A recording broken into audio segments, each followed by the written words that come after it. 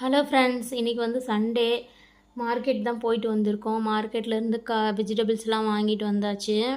என்னென்ன வெஜிடபிள்ஸ் வாங்கிட்டு வந்திருக்கோன்னு பார்க்கலாங்களா?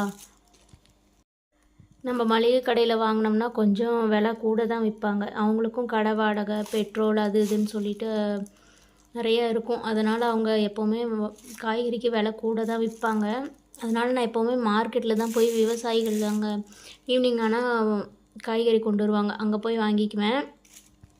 என்னென்ன வாங்கிட்டு வந்திருக்கேன்னு பார்த்தீங்கன்னா, தக்காளி வந்து நிறையவே வாங்கிட்டேன், எனக்கு வீக் ஃபுல்லாக வேணும் அப்படின்றதுக்காக. அதுக்கப்புறம் பார்த்திங்கன்னா பெரிய வெங்காயம் வாங்கியிருந்தேன். அதுக்கப்புறம் பார்த்திங்கன்னா இதில் வந்து பஜ்ஜி மிளகாவும் பீன்ஸும் இருக்குது.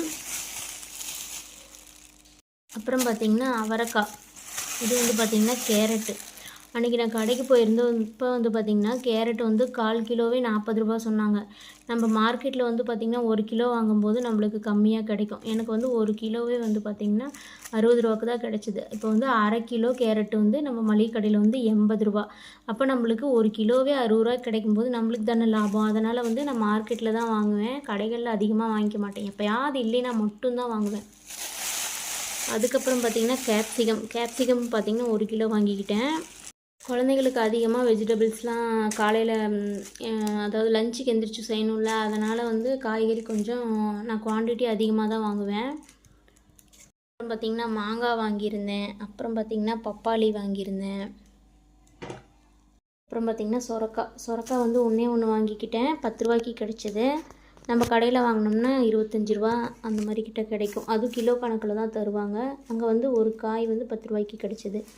அதுக்கப்புறம் வந்து பார்த்திங்கன்னா புதினா வாங்கியிருந்தேன், கொத்தமல்லி. அப்புறம் பார்த்திங்கன்னா உருளைக்கிழங்கு இந்த வாட்டி கொஞ்சம் அதிகமாக வாங்கியிருந்தேன். பிள்ளைங்க அந்த சிப்ஸ்லாம் போட்டு சாப்பிட்றாங்க அப்படின்ட்டு. அப்புறம் பார்த்திங்கன்னா உரிச்ச பூண்டு வாங்கியிருந்தேன். உரிச்ச பூண்டு அப்படியே வாங்கி அரைச்சி வச்சுக்குவேன் இஞ்சி பூண்டு பேஸ்ட்டுக்காக, அதுக்காக வாங்கியிருந்தேன். இது வந்து 2 கிலோ வாங்கியிருந்தேன். 1 கிலோ வாங்கினா எனக்கு மாதம் ஃபுல்லாக வர மாட்டேங்குது. அதனால் வந்து 2 கிலோ வாங்கிக்கிட்டேன். உரிச்சதுன்னா கொஞ்சம் நம்ம ஈஸியாக இருக்கும்ல, இஞ்சி மட்டும் வாங்கி அரைச்சி வச்சுக்கலாம் அப்படின்ட்டு வாங்கியிருந்தேன். உரிச்சது வந்து பார்த்திங்கன்னா 160 ரூபா.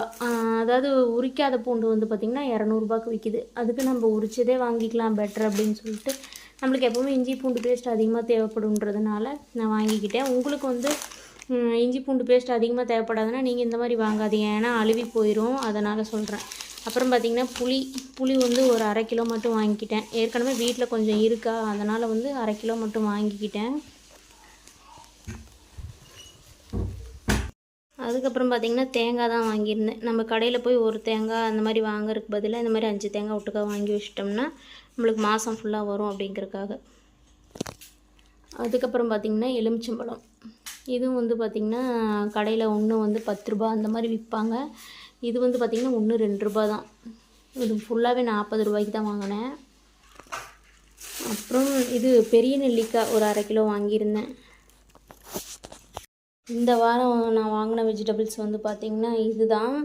இப்படி தான் நான் வாரம் போய் சண்டே ஆனால் வந்து பார்த்திங்கன்னா மார்க்கெட்டில் விவசாயிகள்கிட்ட வாங்கிக்குவேன்.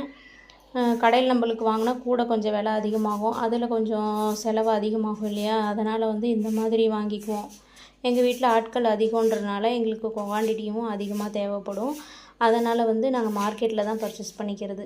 இந்த வீடியோ உங்களுக்கு பிடிச்சிருந்தால் மறக்காமல் ஒரு லைக் போட்டு விடுங்க.